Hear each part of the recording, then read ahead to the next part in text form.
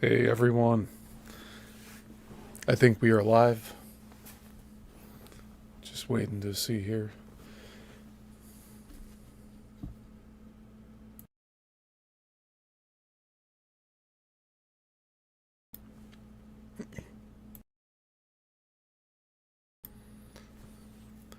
Yeah, we should be live. I'm just waiting. Yes, we are live. Welcome to the Yissilmissil Productions channel. My name is Stephen Yissel. Today we are diving back into the Bermuda Triangle, and particularly the book by Charles Berlitz. And this is a book from the 1970s. We've covered the first 3 chapters already. And today we have chapter 4, which is titled Some Who Escaped. So, this will be a nice little reading session here. I got some photographs in this chapter to show all you.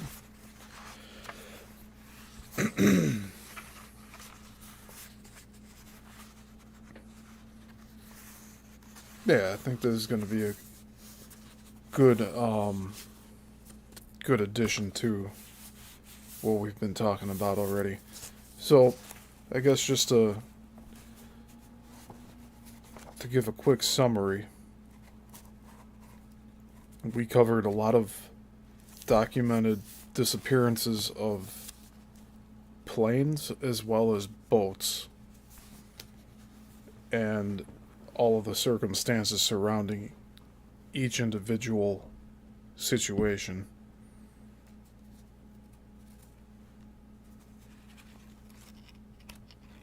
Some involving dogs and birds. But, yeah, so we're going to be reading chapter 4.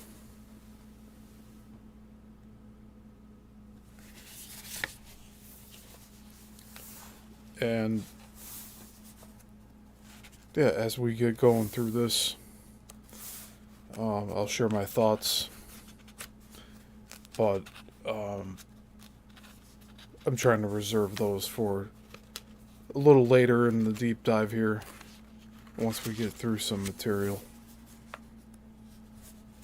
But as of right now, there's a lot of connections with ley lines for me.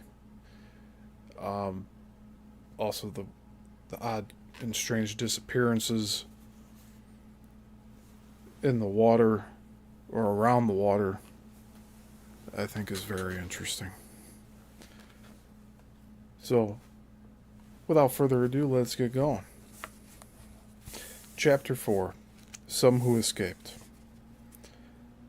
In his book, Invisible Horizons, a compendium of mysteries of the sea, Vincent Gaddis, spelled Gaddis, in a special section devoted to the Bermuda Triangle, the Triangle of Death, recounts that shortly after he wrote his original article on the Bermuda Triangle in 1964, an article that apparently gave it its name, he received a letter from an ex-airman named Dick Stern containing pertinent and surprising information.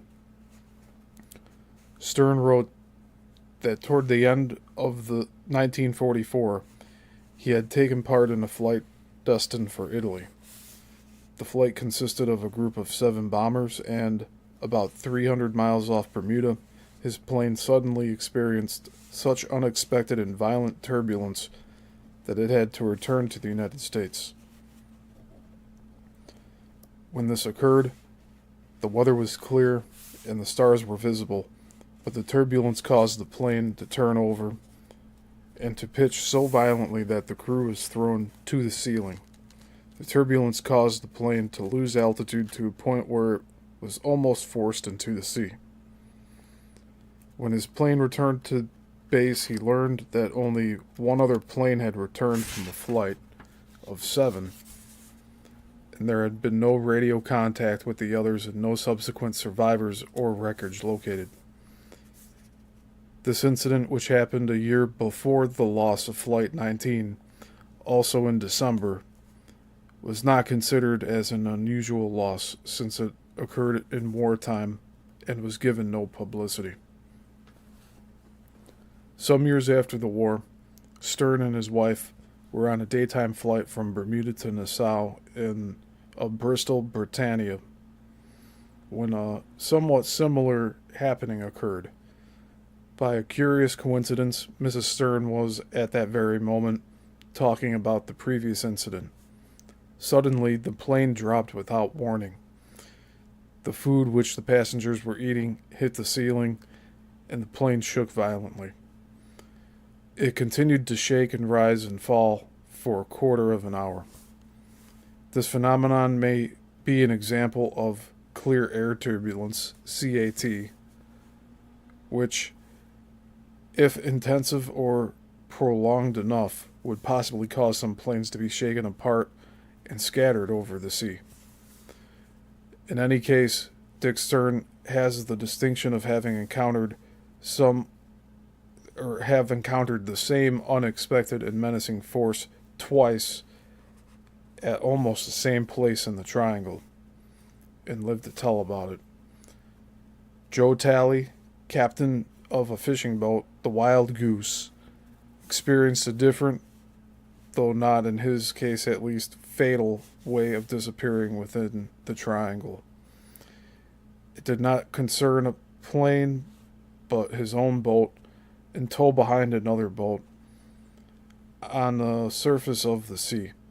The locale of his experience was the tongue of the ocean, an extremely deep area within the Bahama group, but not part of the Bahama Banks, in that its relatively small area is thousands of feet deep. A precipitous drop-off directly east of Andros Island, and the site of many disappearances. Captain Talley's 65-foot shark fishing vessel was to be towed south in the tongue of the ocean by the 104-foot Kakios trader. The weather was good, with a brisk trade wind coming from the southwest. The two vessels were approaching the southern section of the tongue of the ocean, where this submarine canyon emerges into a great crater-like hole at its south end with a diameter of 40 miles.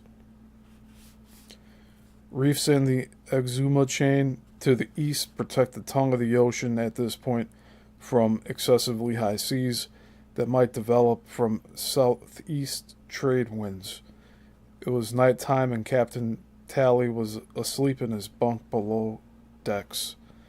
Suddenly, he was awakened by a flood of water pouring over him.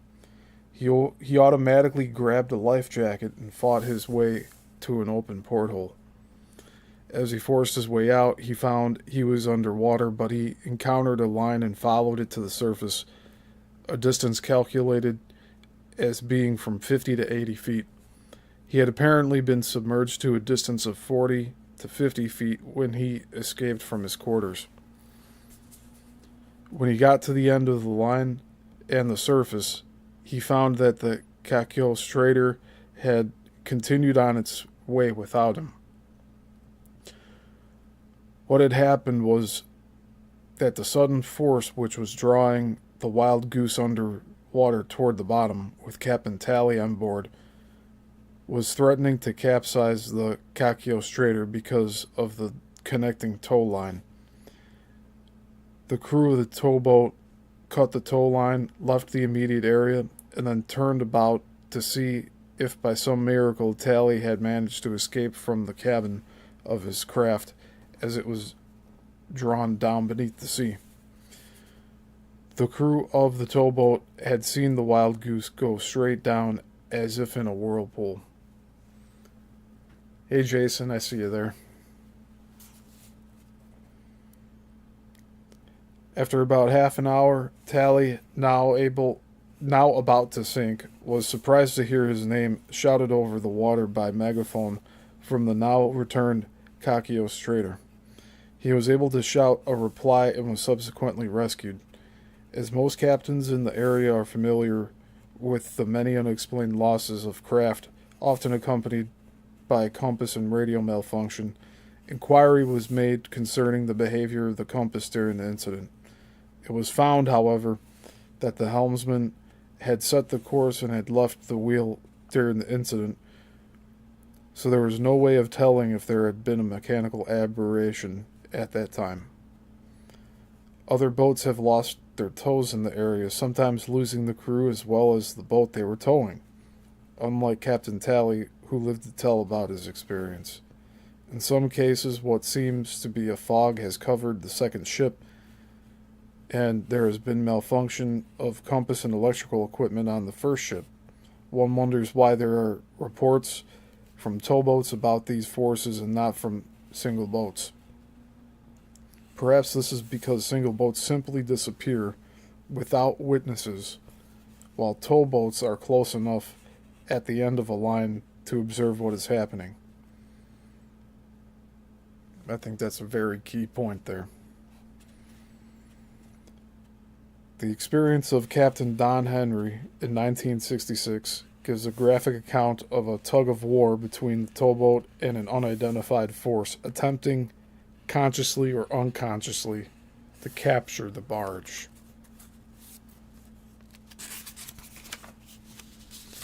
Captain Henry Captain Henry is the owner of a salvage company in Miami called the Sea Phantom Exploration Company, and he has had many years' experience as a sea captain, navigator, and both a hard hat and free diver. He is about 55 years old, heavy, with a powerful chest and arms befitting a longtime diver. He gives the impression of being extremely solid and muscular, and, for a heavy man, moves with surprising lightness and speed. To make a point, he will bring one fist into the cup of his other hand and make an illustrative gesture, which gives one the impression that it would not be good to find oneself on the receiving end of his fist. His eyes, accustomed to watching the sea, are frank and penetrating. His certainty in his conversation and recall of detail make it pertinent to let Captain Henry recount the incident in his own words, noted during a conversation concerning the disappearing barge.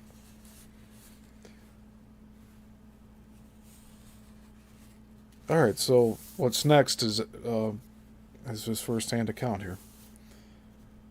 We were coming in on the return trip between Puerto Rico and Fort Lauderdale. We had been out for 3 days towing an empty barge which had carried petroleum nitrate.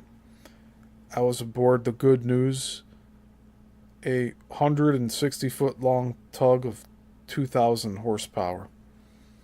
The barge we were towing weighed 2,500 tons and was on a line 1,000 feet behind.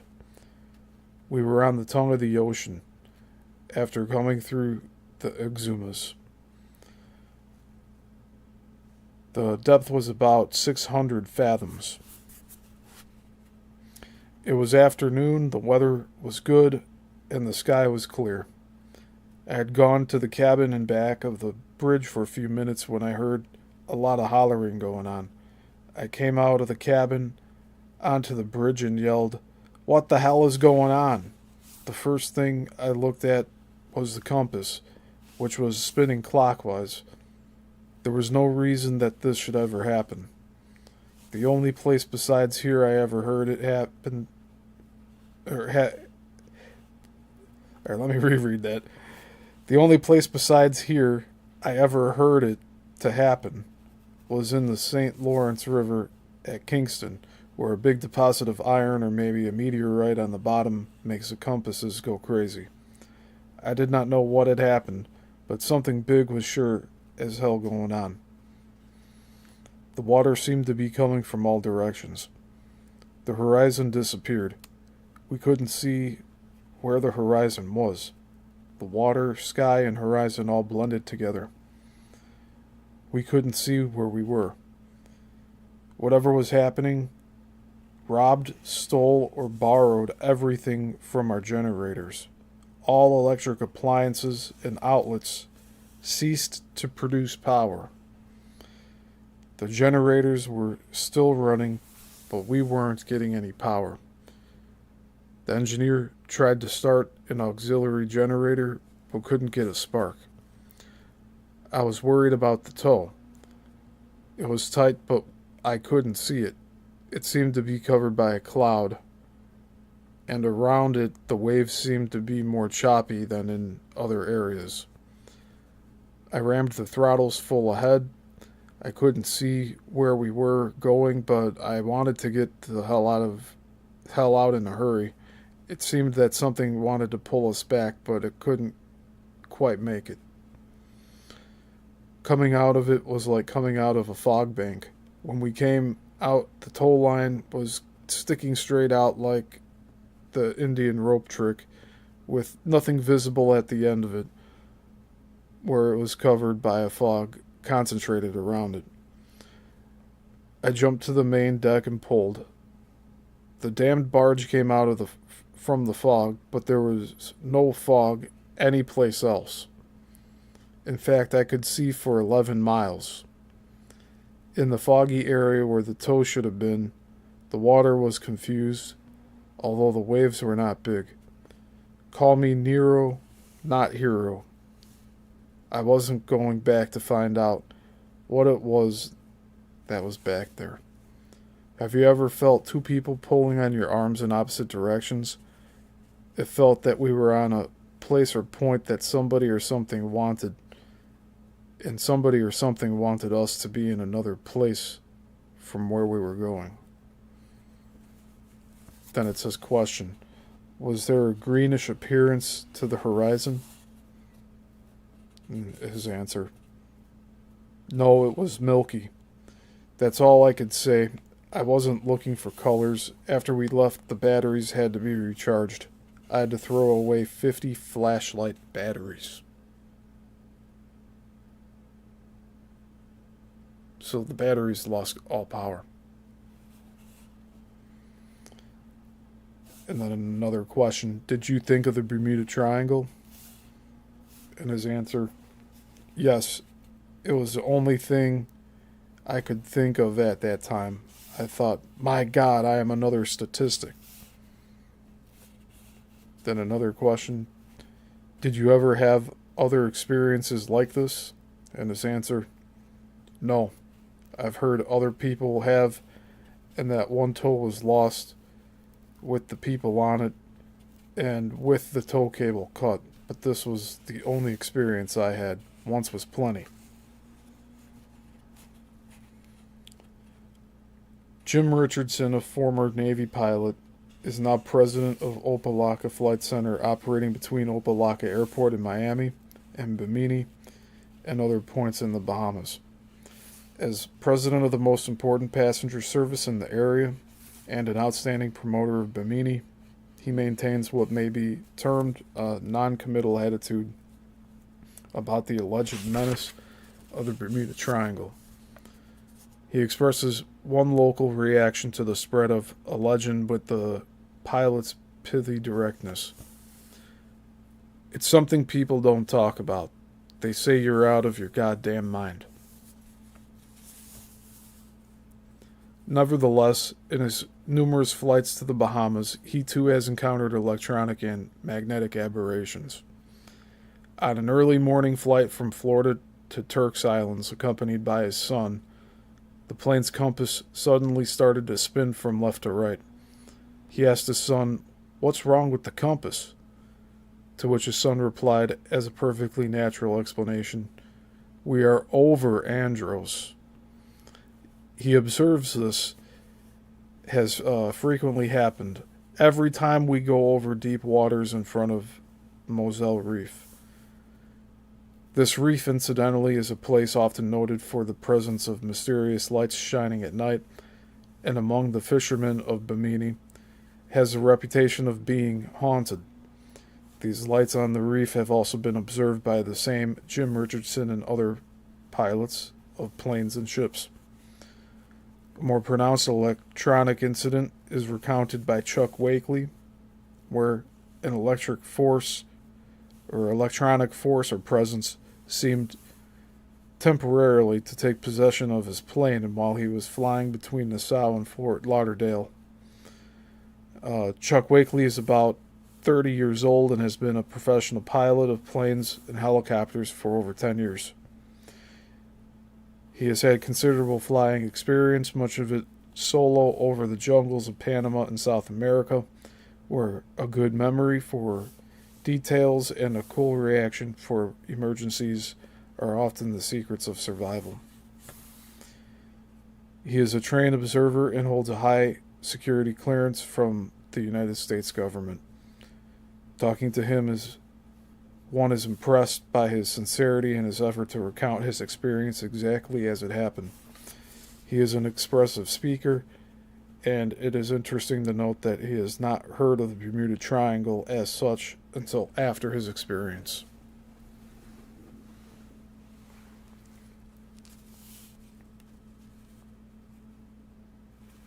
And so I guess he writes about and shares his experience here.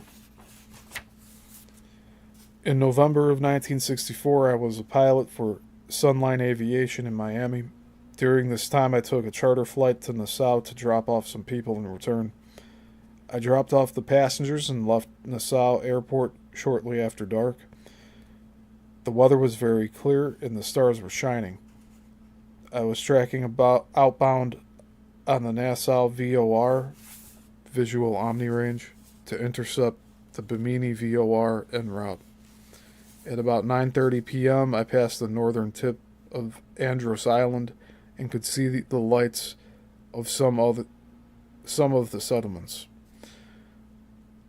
I had leveled off at about 8,000 feet and was settling back for a routine flight, but 30 to 50 miles past Andros on a direct heading for Bimini, I began to notice something unusual, a very faint glowing effect on the wings.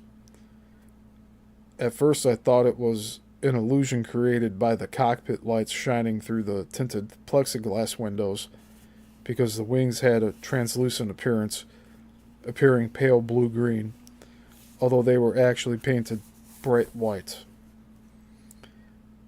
In the course of about 5 minutes, this glow increased in intensity until it became so bright that I had great difficulty reading my instruments. My magnetic compass began revolving, slowly but steadily. The fuel gauges, which had read half full at takeoff, now read full. My electric autopilot suddenly put the aircraft into a hard right turn, and I had to shut it off and operate manually. I could not trust any of the electronically run instruments, as they were either totally out or behaving erratically. Soon the whole aircraft was glowing, but it was not a reflected glow, since the glow was coming from the aircraft itself. When I looked out the window at the wings, I remember noticing that they were not only glowing bluish green, but also looked fuzzy. At this point, I could no longer rely on my gyro, horizon, or altitude indicators, and since it was night and I was flying with an artificial horizon, I had no horizon to go by.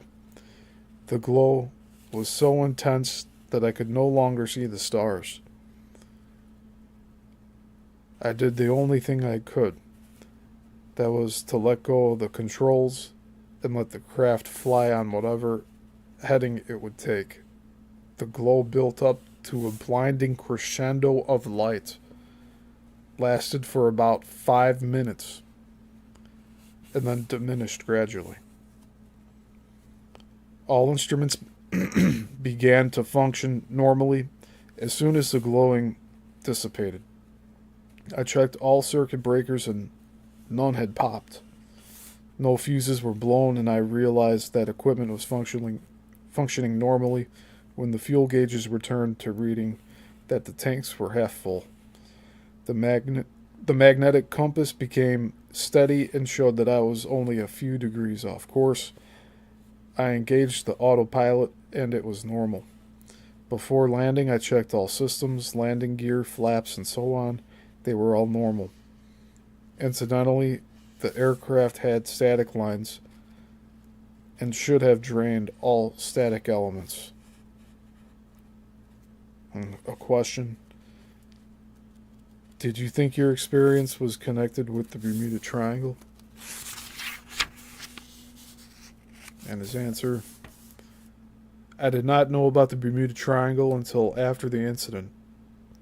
I thought what I had seen was St. Elmo's fire, in spite of the fact that St. Elmo's fire doesn't act that way. And another question: when did you hear about the Bermuda Triangle? And his answer: I heard about it when I started to speak to other pilots about my experience.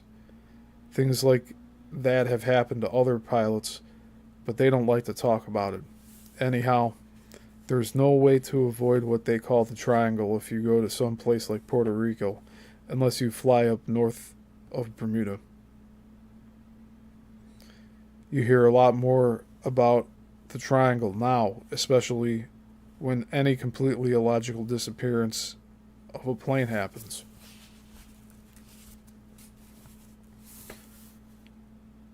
What may have been a visual observation seen from the air of some destructive force within the triangle was reported in Pursuit, a quarterly review published by the Society for the Investigation of the Unexplained.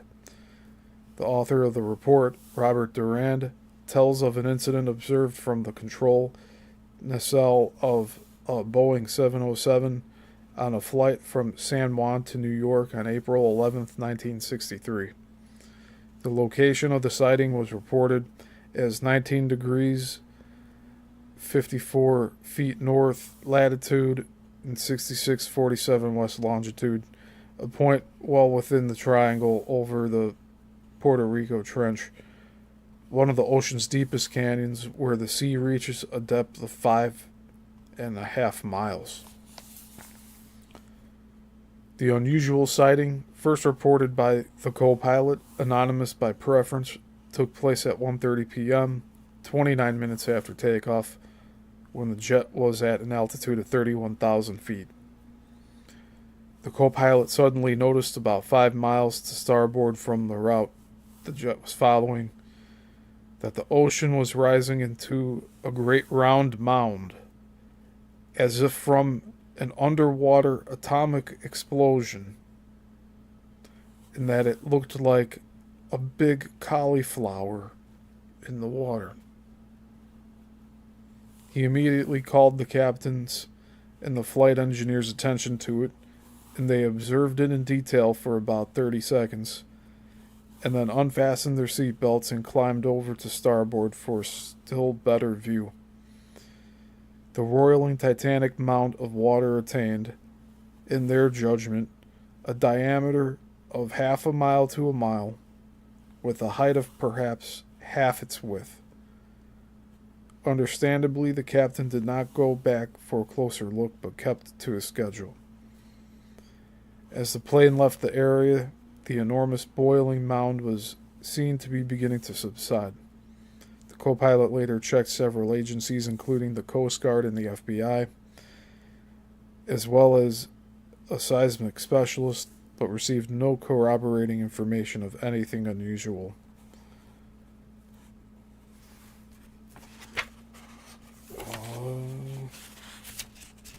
Sorry, we got some photographs here. It's a lot. Just cuts off in the middle of that. Such as earthquakes, tidal waves, or enormous water spouts having transpired in the area.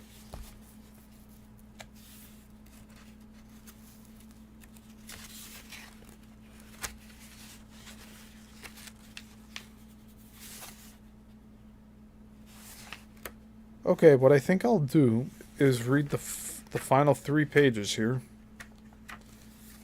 and then I'll go back into this chapter and show close to a dozen photographs. It's inserted right in the middle of this chapter, so I'll finish reading, and then I'll show these photographs and read the captions under them, and then that'll be it for today. So let's continue. It has been variously suggested that this apparent atomic explosion may have had something to do with the atomic submarine USS Thresher, which has been lost on the previous day, or its atomic warheads, although the Thresher was reported lost thousands of miles away. This theory, of course, would only be valid if important elements in the loss of the Thresher had been kept secret, which is possible, or, as has been informally theorized, if a submarine of a potential enemy had been attacked or sunk in retaliation for the Thresher's sinking.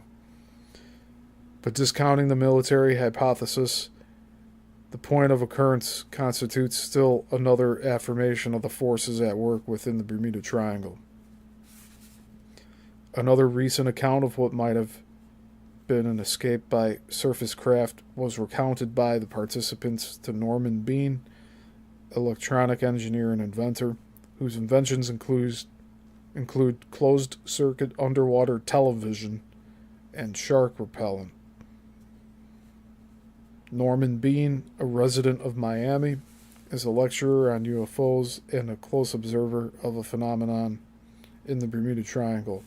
The incident took place on an evening in September 1972 between Featherbed Banks and Matheson Hammock in Biscayne Bay, and concerned a diesel-powered boat with the ominous name of Nightmare. The Nightmare, carrying 3 passengers, was returning to port at night, appropriately from a fishing trip in Biscayne Bay.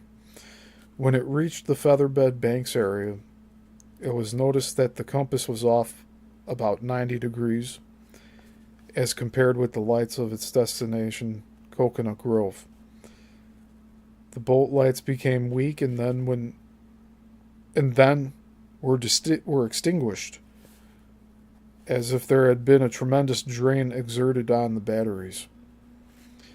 Thereupon, disregarding the compass reading, the pilot steered directly for landmarks due west under full power. But the only change in position was to the north, as ascertained by shore lights slipping to the south. For 2 hours the boat continued toward the shore, but was unable to make any progress, it seemed, if anything, to be backing up. During this time, a large dark shape blotting out the stars was noted by the occupants of the boat in the air between the boat and the Matheson Hammock, a mile or 2 to the west. As they watched it, they noticed a moving light enter the dark area, remain poised for a few moments, and then disappear. Shortly afterward, the dark shape also disappeared. After the disappearance, the compass returned to normal. The generator recharged the batteries, and the boat was able to proceed forward. Give me one moment here.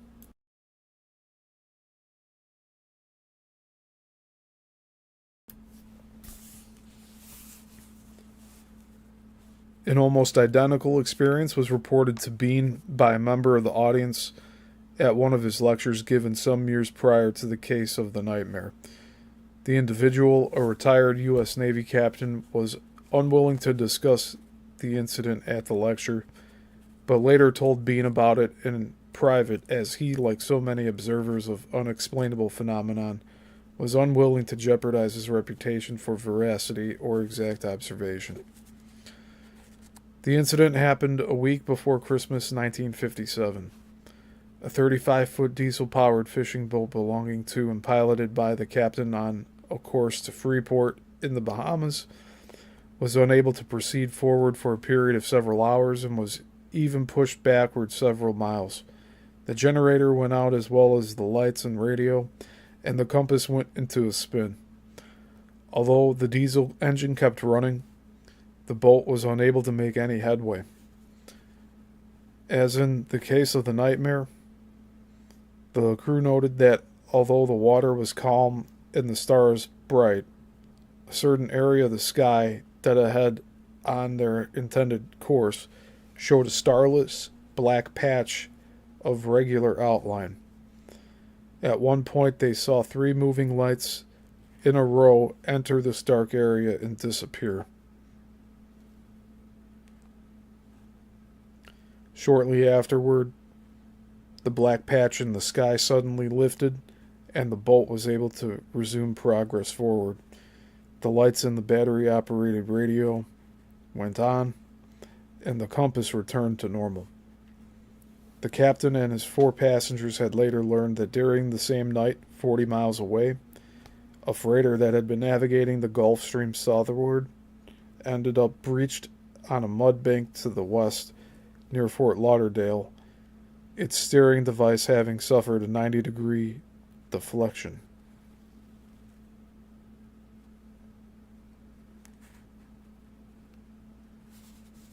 I'd say that's pretty significant. That doesn't just happen on its own.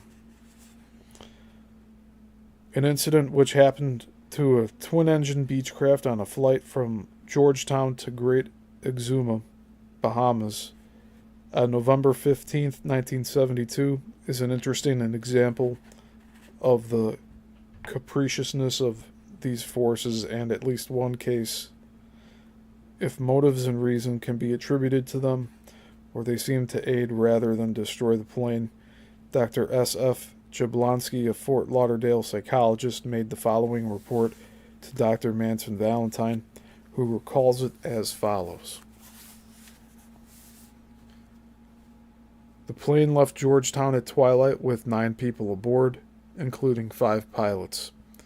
The weather was good, the sea was calm, and the visibility was excellent. There was a light breeze from the southeast. About 10 minutes after takeoff, when the aircraft was over the tongue of the ocean northwest of Exuma, all electrically operated systems, compass, radio, lights, and even hydraulic controls suddenly and rapidly deteriorated, and all batteries drained completely. The pilot's first reaction was to try to land at New Providence, approximately 60 miles due north, as he could navigate by the setting sun until the lights of Nassau became visible. On second thought, however, he remembered that the radio was out and he could not advise the airport of his arrival, and he had no lights working to signal his approach. It was therefore decided to head straight for the nearest airship on Andros, and soon they were able to distinguish the little airport near the south end of the island. For landing in these circumstances, the captain undertook a glide pattern after a turn west of the airstrip to make certain there were no obstructions and to get lined up as accurately as possible with the runway and wind. Since the hydraulic system was not operating, the landing wheels could not be lowered, and of course there were no landing lights. Dr. Jablonski later observed that the plane seemed to be landing as if buoyed up on a cushion of air. The ends of the propellers touched the ground first, setting off a shower of sparks, but instead of crashing, the plane settled on the ground. There was no damage to the fuselage, and even the low-hanging air scoops were intact. On the following day, 2 new propellers were sent out to Andros and installed. The plane's batteries were recharged, but even before this, the hydraulic system had regained its functions. The flight took off again and arrived at Fort Lauderdale without further incident. As this book goes to press, the Cunard liner Queen Elizabeth II has just escaped an appointment with disaster in the upper center of the Bermuda Triangle.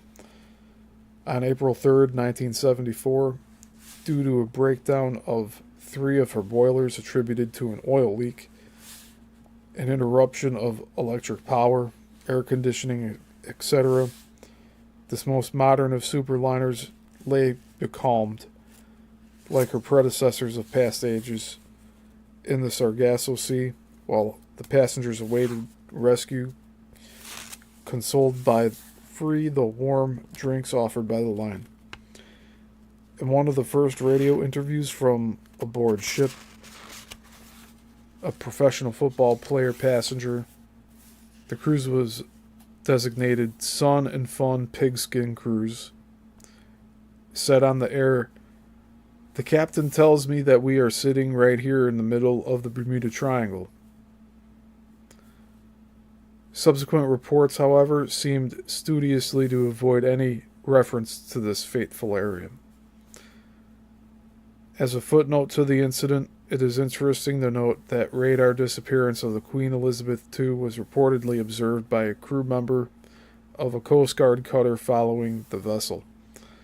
As the Queen Elizabeth II, making 35 knots, entered the triangle, the cutter lost it on radar, although it remained visibly in sight, disappearing shortly thereafter.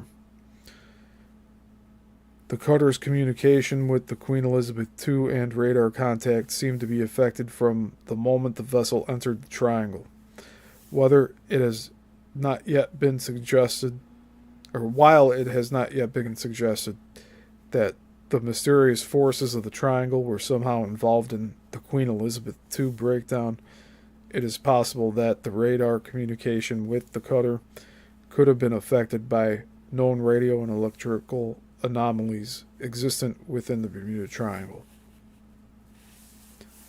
When we consider the total number of plane and ship disappearances, as well as the pattern of what have apparently been escapes from forces at work within the area of the Bermuda Triangle, we must also consider the possibility of there being a logical explanation or a variety of logical explanations for these happenings.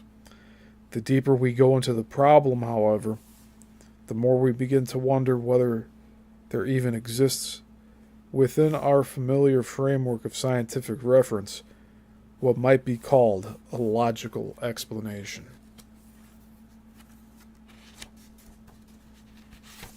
And that is chapter 4.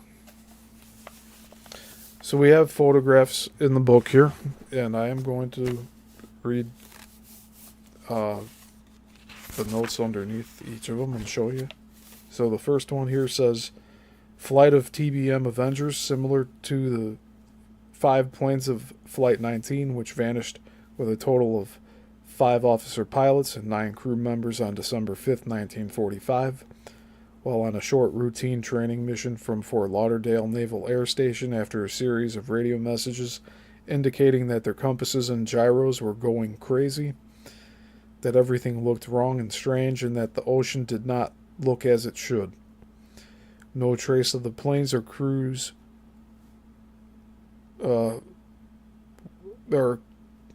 no trace of the planes or crew was found despite intensive air and sea search of 380,000 square miles of land and sea."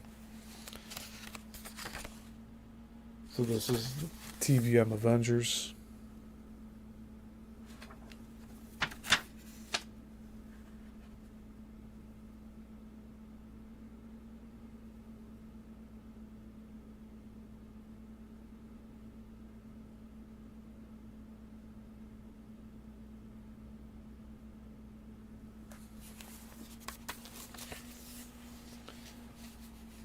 And then the photo below, it says, "Closer view of Grumman Avenger bomber of the type that figured in the loss of Flight 19.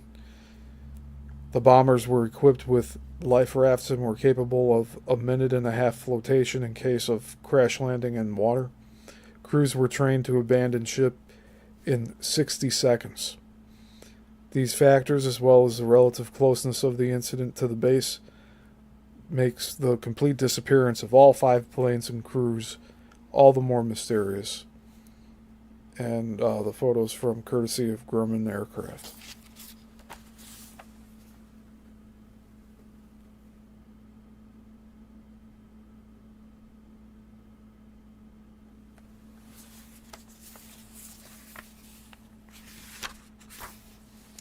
So next we have crash of a TBM Avenger torpedo bomber, similar to the 5 planes lost in Flight 19.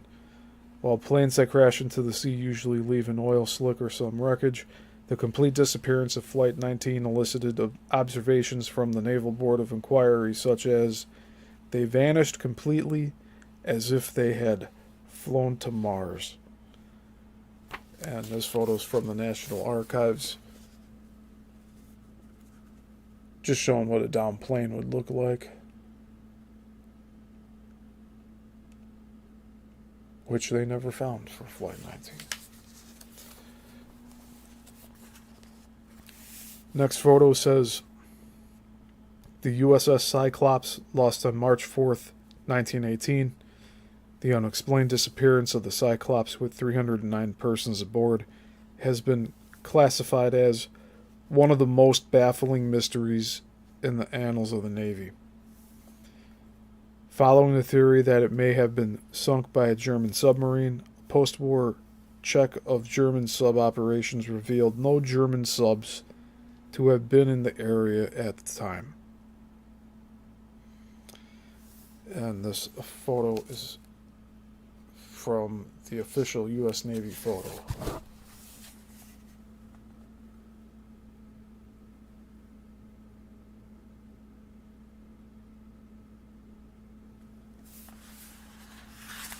And the one below it says a British vessel, also named the Cyclops, was lost in the North Atlantic during World War II.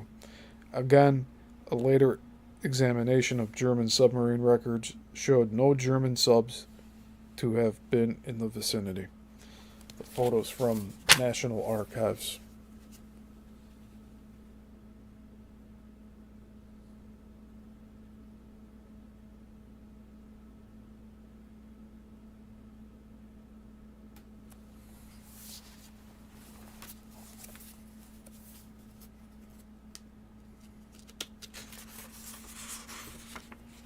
All right, the next photo. Martin Mariner flying boat of the type similar to the plane sent to aid Flight 19. Shortly after takeoff on its search and rescue mission, the Martin Mariner sent one message and then also disappeared with its crew of 13. And this photo is from the National Archives.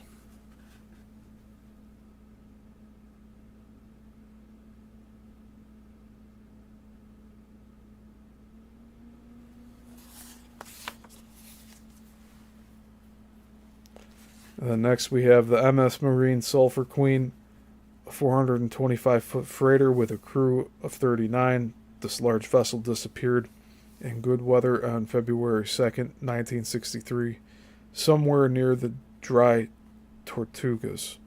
No trace of the freighter or crew was ever found, with the exception of a solitary life jacket found at sea 15 miles south of Key West. And photos from National Archives.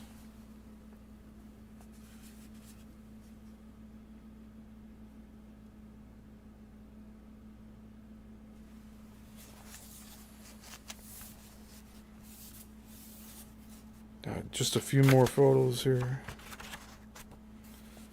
We have C-119 of type which disappeared with crew of 10 in June 1965 within 100 miles of Grand Turk Island, Bahamas. At time of disappearance, weather was clear and visibility good.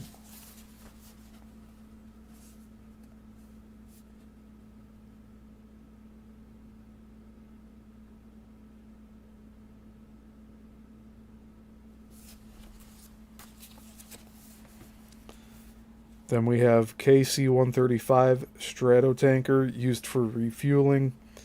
Two planes of this type were lost in August 1963, approximately 300 miles southwest of Bermuda. Since debris from the planes was found after an extensive search, it was presumed they had collided, but wreckage of the two planes was found at spots 160 miles distant one from the other. Photo courtesy of the Boeing company.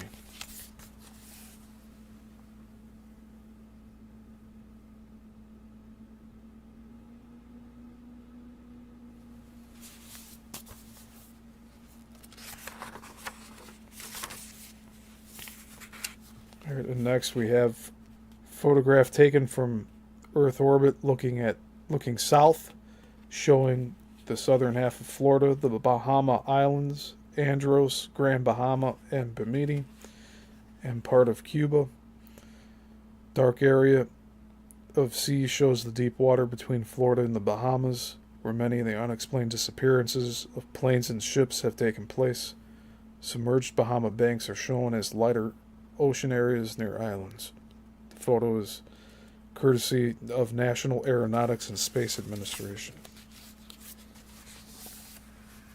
So again, not sure. They already mentioned here that this is a doctored photograph.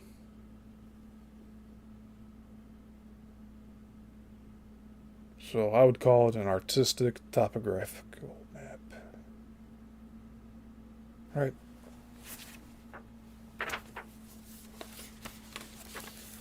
Next, we got diver on edge of the Bahama Banks, an enormous submerged plateau of which the Bahama Islands are the crests.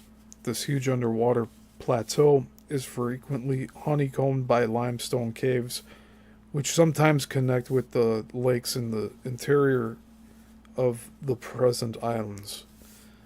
Photo is by Paul Yissilmissil, courtesy of Skin Diver magazine.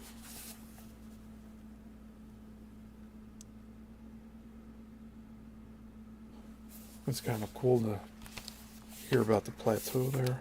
And then we got scuba diver diving over the edge of the continental shelf in the Bahamas.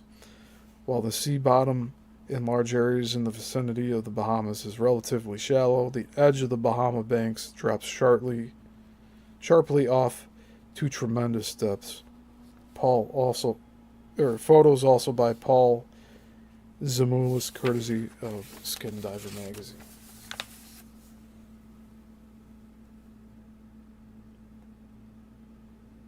Just some people exploring the area there.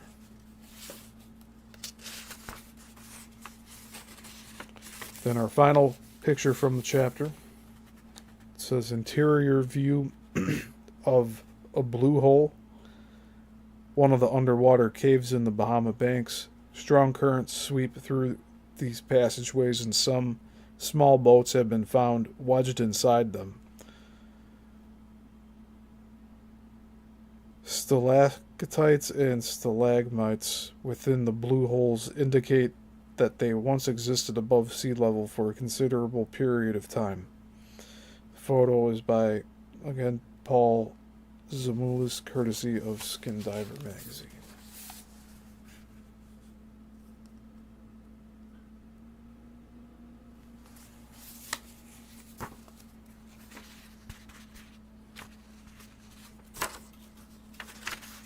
So that is it for today.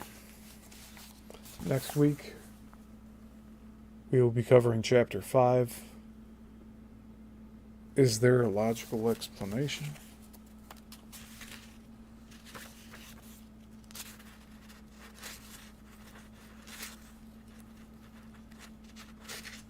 Yeah, that'll be good enough. A good chunk of pages there.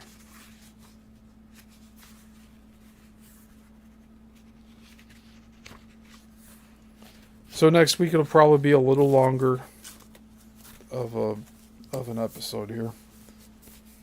But we are slowly getting through this book. We're getting a lot of factual information here.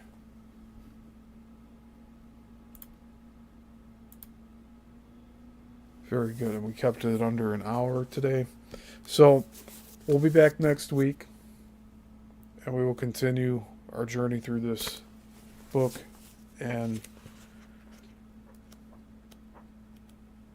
next chapter doesn't have too many photographs or lithographs, drawings.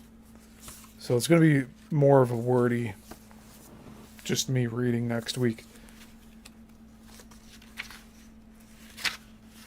But it looks like the rest of the chapters all have some imagery. So either way, it'll be a good show next week. And as I pull more data points together here, I'll be having more of a slideshow going on. But yeah, excellent. I'm glad we stayed under an hour. So, this is going to be it for today. Hope you all enjoyed it. There's definitely a lot to look into with the Bermuda Triangle. And, yeah, we're looking at some of the most notable instances of last century. At least when it was peaking out. And we'll see how things are after this book from like 74 to now. So we'll also look at that later on. But yeah, thank you everyone. I appreciate you. And hope you have a good rest of your week. And be back here on Saturday morning at 11 o'clock Central Standard Time. We'll be back on here with the Chicago History series for part 2 of that. And until then, please, everyone, take care of yourselves. And, yeah, until the next one. Class dismissed.